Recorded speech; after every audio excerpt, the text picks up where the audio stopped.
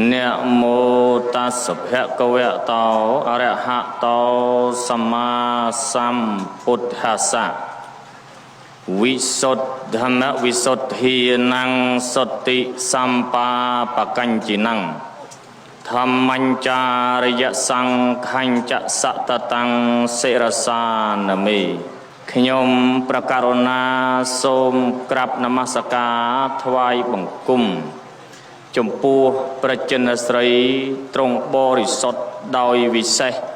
ញ៉ាំងជនមិនបរិសុទ្ធឲ្យបរិសុទ្ធផងខ្ញុំប្រកាសណាសូមក្រាបនមស្ការថ្វាយបង្គំចំពោះព្រះនពលោកតរធម៌មួយលើដោយប្របរិយត្តិធម៌ផង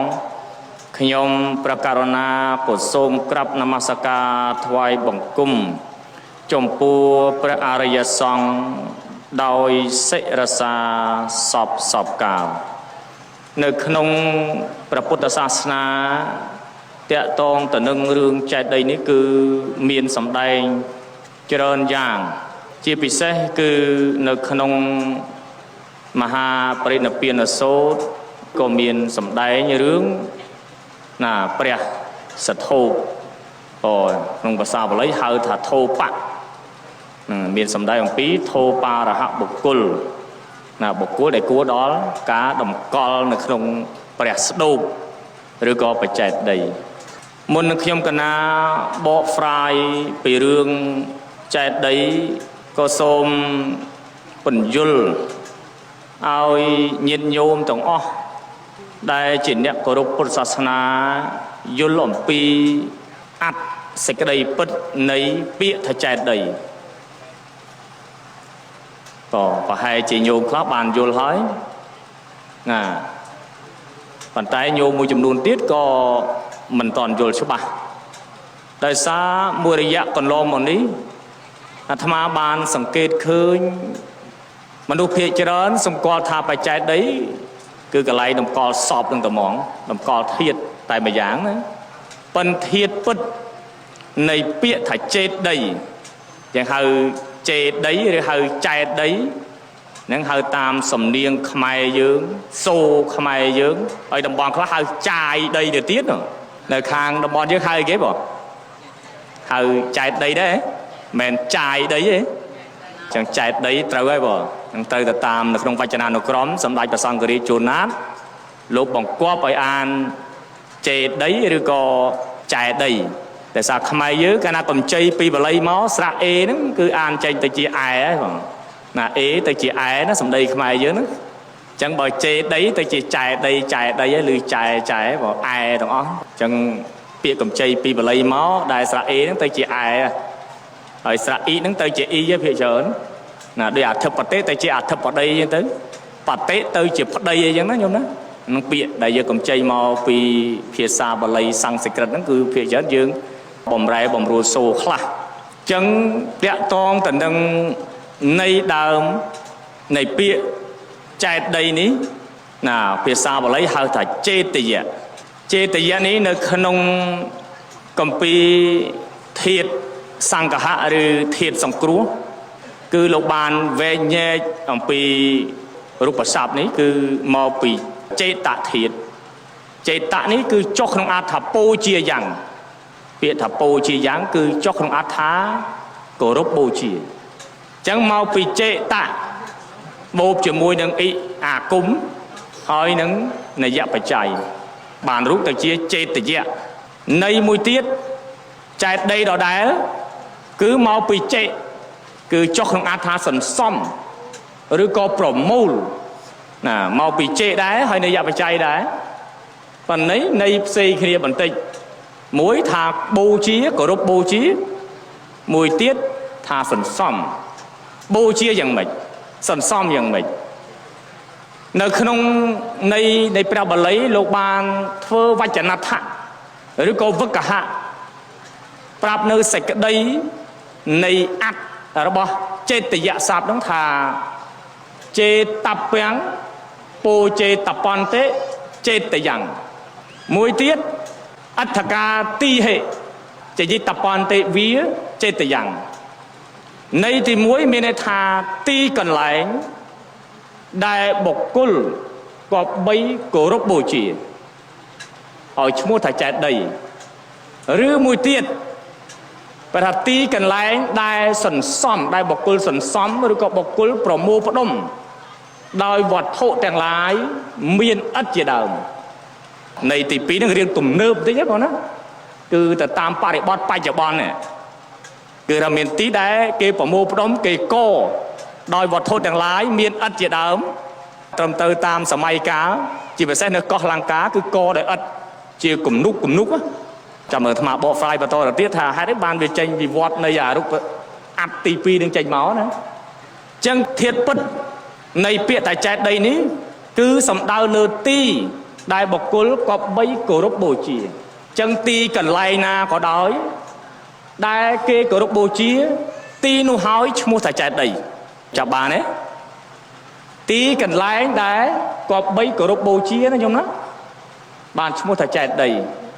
ទាំងអារាមដ្ឋានទាំងពោធិព្រឹក្ស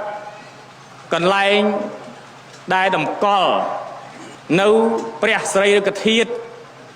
ប្រាំងប្រាសាទនានាទាំងអស់ដែលគេគោរពបូជាទាំងអស់ហ្នឹងគឺលោកហៅថាចេតិយទាំងអស់ពីព្រោះពាក្យថាចេតិយនេះអាចនៃវាជាវេវចនៈនៃពាក្យថាចេតិយគឺស្មើនឹងពាក្យថាធោបៈដូចគ្នាពាក្យថាធោបៈហ្នឹងក៏ប្រែថាទីគោរពបូជាដែរអញ្ចឹងយើងហៅថាចេតិយក៏បានយើងហៅថាសធូបខ្មែរយើងចឹងហៅថាព្រះសធូបប៉ុន្តែសធូបហ្នឹងពាក្យคล้ายទេបើហៅឲ្យត្រូវមែនតើហៅស្ទូបសង្ស្ក្រឹតថាស្ទូបៈបាលីថាធោបៈប៉ុន្តែខ្មែរយើងហៅថាសធូបវាមិនចំបាលីវាមិនចំសង្ស្ក្រឹតណាញោមណាវាបន្លំពាក្យកដាបាលីពាក្យកដាសង្ស្ក្រឹតយើងហៅព្រះសធូបអញ្ចឹងទៅប៉ុន្តែព្រះសធូបហ្នឹងខ្មែរយើងមិនសូវនិយមទេហើយអង់គ្លេសគេហៅស្ទូបៈអញ្ចឹងដែរហៅតាមសង្ស្ក្រឹតស្ទូបៈអញ្ចឹងដែរពាក្យថាចេតិយនេះនៃគឺជាវេវចនៈនៃពាក្យធោបៈគឺសំដៅលើទីគោរពបូជាទាំងអស់អញ្ចឹងទីណាដែលគេកសាងឡើងគេគោរពបូជាទីនោះឈ្មោះថាចេតិយហើយរឿងរ៉ាវនៃចេតិយនេះមិនមែនកើតឡើងនៅក្នុងសម័យយើងបច្ចុប្បន្ននេះទេកើតឡើងតាំងពីកាប់មុនប្រពុតកាប់មុនក៏មាននិយាយរៀបរាប់ពីរឿងចេតិយទាំងដែរការគោរពបូជានេះគឺមានតាំងតែពីយូរណាស់មកហើយនៅក្នុងសម័យពុទ្ធកាលមុនសម័យពុទ្ធកាលក៏មាននិយាយរៀបរាប់អំពីការកសាងចេតិយនិយាយអំពីអានិសង្ឃនៃការគោរពចេតិយនឹងច្រើនយ៉ាងណាស់អញ្ចឹងទីកន្លែងដែលគេកសាងឡើងគេឧបដឹកឡើងសូម្បីតែជាពំនុកខ្សាច់ក៏ដោយដែលគេសន្មតថាជាស្ដូបជាបច្ចេកដីហ្នឹង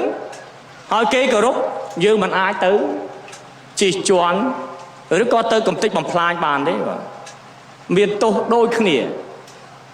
ចាំបាច់ពោលទៅអ្វីដល់ចេតិយដែលមានក្បូរក្បាច់បរំលិចរចនារៀបដោយឥដ្ឋថ្មបាយកំបោរយ៉ាងល្អបែបនេះ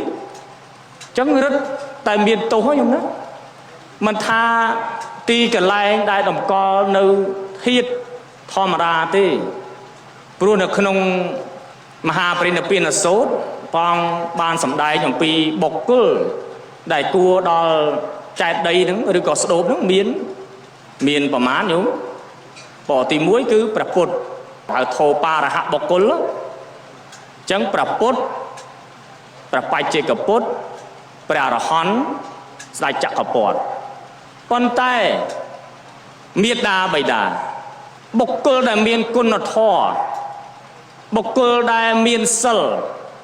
ពុព្វបុរសដែលបានផ្ដល់នូវប្រយោជន៍ដល់ជាតិនិងសាសនាបុគ្គលទាំងអស់ហ្នឹងក៏សមគួរដល់បច្ចេកដីដែរពីព្រោះមេត្តាបិតានៅក្នុងន័យពុទ្ធសាសនាលោកហៅថាជាអហោនិយបុគ្គលដែលគួរគោរពបូជា មួយទៀតលោកចាត់ថាជាព្រះអរហន្តនៃកូនប្រុសស្រីទោះបីជាមេដាបៃតាហ្នឹងមិនទាត់អស់នៅកិលេសប៉ុន្តែជាព្រះអរហន្តដោយសន្មត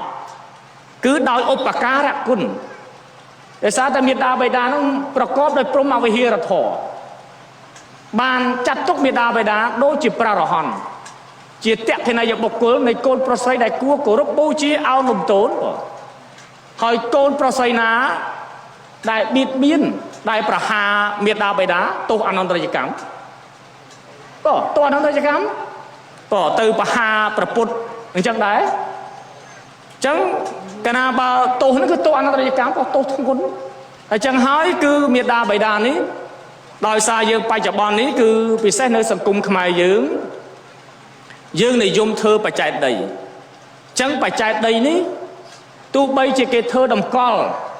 នៅធាតុរបស់ឪពុកម្ដាយគេយ៉ាងណាក៏ដោយយើងជាមនុស្សធម្មតាពេលដែលទៅយើងគោរពយើងទៅថ្វាយបង្គំបូជាក៏បានបុណ្យដែរបងប៉ុន្តែបើយើងទៅបៀតបៀនទៅគូសវាសកវេមកវាមពាក់ស្បែកជើងឡើងអានឹងអត់បានទេបងអានឹងទោសណាគាត់តែចាក់ដីប៉ុណ្្នឹងចាំបាច់ពោទៅថ្វីដល់ប្រាំងប្រាសាទញោមញាតិដល់ប្រាំងប្រាសាទណាដែលពពកបរោះខ្មែរយើងបានយល់អំពីតម្លៃនៃការបូជាបច្ចេកដីបានធ្វើនៅប្រាំងប្រាសាទដ៏ស្អាតរំលេចដោយក្បូរក្បាច់រចនាដោយដែលប្រកាសណាម្ចាស់ញាតិញោមទាំងអស់បានឃើញណាដែលពពកបរោះខ្មែរយើងនោះណាបានកសាងឡើងលោកយល់អំពីតម្លៃនៃការកសាងនៅបច្ចេកដីហ្នឹងការគោរពបូជាចំពោះបច្ចេកដីហ្នឹងលោកធ្វើជាប្រាសាទជាទីគោរពសក្ការៈកាលណាបើជាទីកន្លែងគោរពសក្ការៈហើយខ្លាយទៅជាចេតិយអញ្ចឹងពាក្យថាចេតិយគឺកន្លែងនៃគោរពសក្ការៈបូជាក៏ដោយគ្រឿងសក្ការៈផ្សេងហ្នឹងគឺហៅចេតិយហើយមិនមែនសម្គាល់ថាកន្លែងតម្កល់ធាតុតែមួយយ៉ាងទេបងអញ្ចឹងពាក្យរួមនៃចេតិយយកហៅថាចេតយរុក្ខៈដើមឈើដែលគួរគោរពបូជាហ្នឹងហៅចេតិយដូចជាពោធិរុក្ខៈដើមពោធិព្រឹកអីខ្ញុំហ្នឹងក៏ជាចេតិយដែរប៉ុន្តែជាបរិភោគចេតិយពីព្រោះជាទីកន្លែងដែលព្រះសម្មាសម្ពុទ្ធព្រះអង្គទ្រព្យគង់ប្រើប្រាស់អញ្ចឹងគេហៅបរិភោគចេតិយទៅអញ្ចឹងចេតិយមានប្រភេទចេតិយទៀតអញ្ចឹងទីកន្លែងប្រាំងប្រាសាទកន្លែងដែលគេគោរពបូជាណាគឺមិនត្រូវពពាក់ស្បែកជើងពឡើងទៅជន់លើប្រខឿនណាលើបរិវេណចេតិយលើប្រាំងប្រាសាទទេបងអត់គួរទេបងមានទោសហ្នឹងទោសធ្ងន់ណាប្រហែលជាកាលណាម្ចាស់ញាតិញោមបានស្ដាប់រឿងរ៉ាវនៃបបាទពុំពិសាហើយអាហ្នឹងទោសអីមិនបានជាវះជើងហ្នឹងគឺដោយសារមូលហេតុរឿងប្រមាថជន់លើចេតិយហ្នឹងអញ្ចឹងមិនថាទីតម្កល់នៅសពនៅធាតុនៃលោកអ្នកដ៏មានគុណទេបងអញ្ចឹងទីណាក៏ដោយដែលគេធ្វើទៅជាចេតិយហើយគេគោរពគេតម្កល់នៅឪពុកម្ដាយគេគោរពបូជាហើយយើងទៅបៀតបៀនអត់បានទេបងមានទោសដូចគ្នាបងមិនមែនថាហ្នឹងចេតិយគេដែរអញទៅជន់មិនអីទេអត់បានទេពីព្រោះជាទីសក្ការៈបូជាมันអាចជន់បានទេបងទៅប្រមាថទៅបំផ្លាញអត់បានទេបងមានទោសទោសធ្ងន់ណាស់បងអញ្ចឹងទៅបៀតបៀនអត់បានទេបងជាចេតិយក៏ដោយជាមុងជាស្អីតាមនេះក៏ដោយបងកន្លែងតម្កល់ហ្នឹងគឺវាជាទីសក្ការៈគោរពបូជាគេកន្លែងគេគោរពពុកម្ដាយណាជាអ្នកមានគុណគេគោរពបូជាអញ្ចឹងគឺចាត់ថាជាចេតិយទាំងអស់កន្លែងកប់សាកសពណាក៏ដោយកន្លែងគេតម្កល់ថាជាទីគោរពបូជាពីព្រោះជាឪពុកជាម្ដាយគេគោរពបូជារៀងរាល់ឆ្នាំរៀងរាល់ពេលវេលាអាហ្នឹងខ្លាយចេតិយដែរណាពាក្យចេតិយហ្នឹងមានន័យថាអញ្ចឹងន័យរួមណាគឺកន្លែងទីដែលគួរគោរពបូជាអញ្ចឹងកន្លែងភ្នោសពក៏ដោយគាត់ទៅពូនដីជាដំបូកជាក៏ដោយក៏ហៅថាចេតិយដែរបងញោមមើលធ្វើពិធីពុនក្នុងសាច់មើលណាពេលពិធីបុណ្យចូលឆ្នាំមិនលោកអាចារ្យគណៈកម្មការធ្វើពិធីពូនភ្នំខ្សាច់ដើម្បីឧទ្ទិសឲ្យខ្លាយទៅជាចូលឡាមនីចេតិយអានោះក៏ជាបុណ្យកុសលដែរយើងគោរពបូជាបានបុណ្យញោមប្រហែលជាបានស្ដាប់រឿងគេហៅរឿងអាកំជិលខ្សាច់តែលឺទេញោមរឿងក្មេងមួយចិត្តលេងតែខ្សាច់ទេក៏ពូនខ្សាច់បន្លេងលេងមានរបៀបគេពូនជាខ្សាច់ហើយគេគោរពបូជា ទីបំផុតបានធ្វើជាស្ដេចខ្ញុំអានិសង្ឃនៃការគោរពបូជាណាចឹងរឿងបច្ចេកដីនេះរឿងប្រាង្គប្រាសាទនេះមិនថាចេតិយតម្កល់នៅធាតុនៃបុគ្គលណាទេអញ្ចឹងគឺมันអាចទៅជន់ទៅប៉ះពាល់បានទេគឺមានទោសធ្លាក់ទៅអបាយបងណាធ្លាក់ទៅអបាយចាំបាច់ពោទៅស្វ័យដល់ព្រះវិហារពោទីព្រឹកនៅក្នុងទីអារាមទីសក្ការៈបូជាណាញោមតើងុយថាម៉េចថាកំពើកំពាក់ស្បៃជើងចូលវត្តលោកសង្ឃហើយអាត្មាតន់ពីបុរាណកាលសូម្បីតែពាក់ស្បៃជើងក៏ហ៊ានពាក់ស្បៃជើងចូលវត្តដែរណាចូលអារាមខ្ញុំណាអត់ពាក់ទេចាស់បុរាណមុនអាត្មាតន់តាចាស់ពីបុរាណលោកហ៊ានពាក់ទេតែដល់ខ្លោងទ្វារវត្តដោះស្បៃជើងកាន់ណាគេគោរពណាញោមណាប្រពៃណីខ្មែរយើងពីបុរាណល្អណាស់ញោមមិនបានដោះស្បៃជើងពីព្រោះអារាមវត្តអារាមគឺជាកន្លែងសក្ការៈបូជាជាកន្លែងប្រណិប័តគឺចាត់ទុកដូចជាចេតិយទាំងមូលចឹងទីអារាមទាំងអស់នេះมันអាចចូលមកប៉ះពាល់បានទេខ្ញុំត្រូវគោរពចូលមកគឺចូលមកត្រូវគោរពប្រណិប័តពីព្រោះកន្លែងគោរពប្រណិប័តចាំបាច់ទៅដល់ចេតិយឯងញោមឃើញទេចឹងគ្រាន់តែទីទឹកដីអារាមទាំងមូលហ្នឹងក៏យើងគោរពយើងប្រណិប័តដែរអាត្មា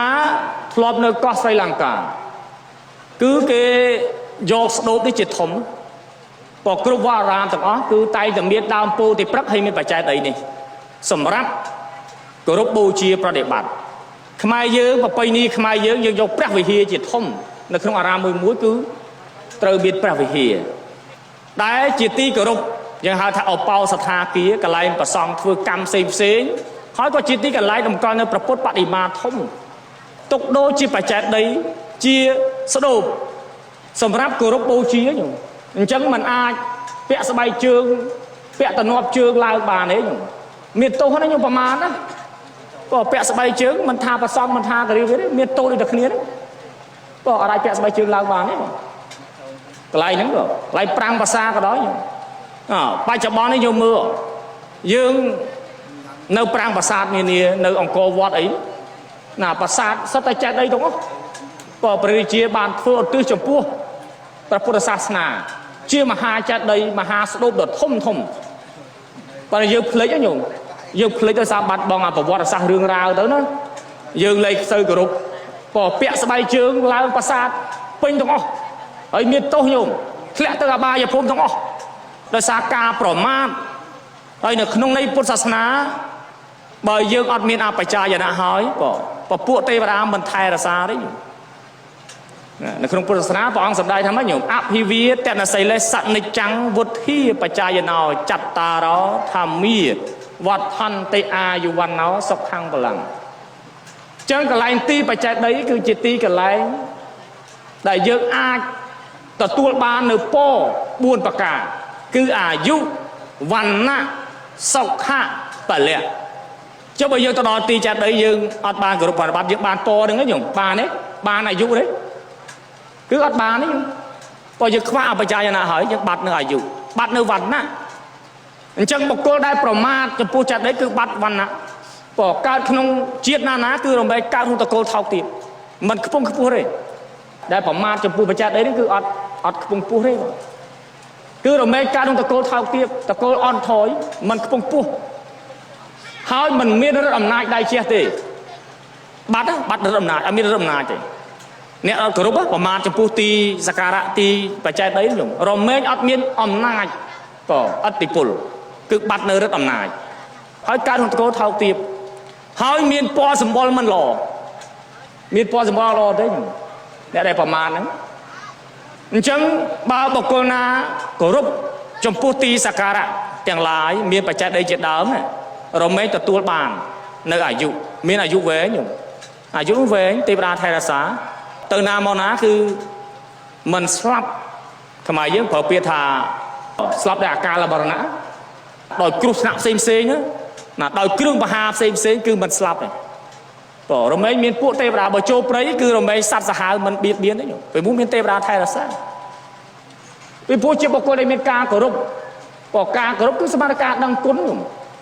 ហើយបុគ្គលដែលមានធម៌ដឹងគុណធម៌កតញ្ញូនេះគឺទៅណាមកណាសំបីតលិចនៅក្នុងមហាសាគរក៏អត់ស្លាប់ដែរទេវតាថែរក្សាសមុទ្ររក្សាការពីបុគ្គលហ្នឹងណា បើមិនស្រង់មិនការពារបែកក្បាលជា7ភាគញោមនៅក្នុង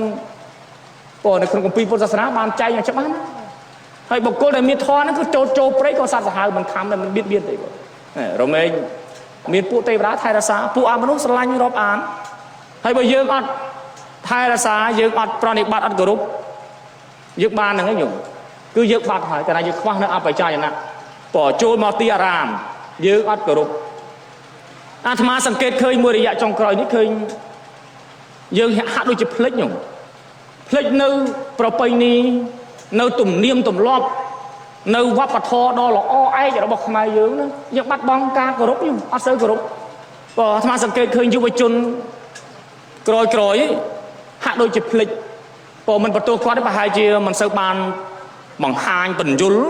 ឲ្យគាត់យល់ប៉ុន្តែពិតមែនតើមានទោសហ្នឹងទីសក្ការបូជានេះគឺប្រពៃណីខ្មែរយើងនេះជាតិខ្មែរយើងនេះគឺមនុស្សគោរពណាមនុស្សគោរពប្រណិប័តគោរពដោយស្មោះហ្នឹងណាអញ្ចឹងបានយើងហ៊ានកសាងប្រាសាទធំៗណាយើងមើលប្រាសាទអង្គរវត្តប្រាសាទបាយ័នជាដើមដែលយើងឃើញនៅតឥឡូវនេះគឺដូនតាខ្មែរយើងលោកគោរពណាបើលោកមិនគោរពទេលោកមិនអាចធ្វើប្រាសាទធំបានអញ្ចឹងហើយលោកគោរពប្រណិប័តបូជាមួយថ្ងៃ3ដងនៅក្នុងសាលាចេះដឹងបូជាមួយថ្ងៃ3ដងមិនបានបូជាលោកគោរពចំពោះបច្ចេកដីហ្នឹងលោកបូជាហ្នឹងហើយយើងបច្ចុប្បន្នយើងភ្លេចយើងបាត់បង់អភិវឌ្ឍយើងដាច់ដំណខ្ញុំដោយសារយើងចាប់ពីបែកសម័យមហានគរមកយើងបាត់នៅអាលំអានហ្នឹងខ្ញុំណាបាត់លំអានខ្ញុំបាត់នៅអាដំណនៃប្រវត្តិសាស្ត្រទៅយើងបាត់ក្បួនបាត់អ្នកទូមានព្រាមម្ដៅគ្នាទៅវាបាត់អស់វាដាច់ទៅហើយទទួលនៅមនោគមពីជាតិដតីមកយើងបំវែងប្រវត្តិសាស្ត្រខ្លួនឯងបាត់អាដំណដ៏អស់ល្អឯងហ្នឹងការគោរពបូជាយើងចាប់ដល់បាត់ហ្មងបាត់ទៅខ្ញុំហើយមួយរយៈចុងក្រោយអាត្មាឃើញបាត់ណាយើងចូលវត្តមកមិនត្រឹមតែគោរពទេលេងមកផឹកស៊ីក្នុងវត្តក៏មានដែរអានេះគ្រោះថ្នាក់មែនតើណាខ្ញុំណា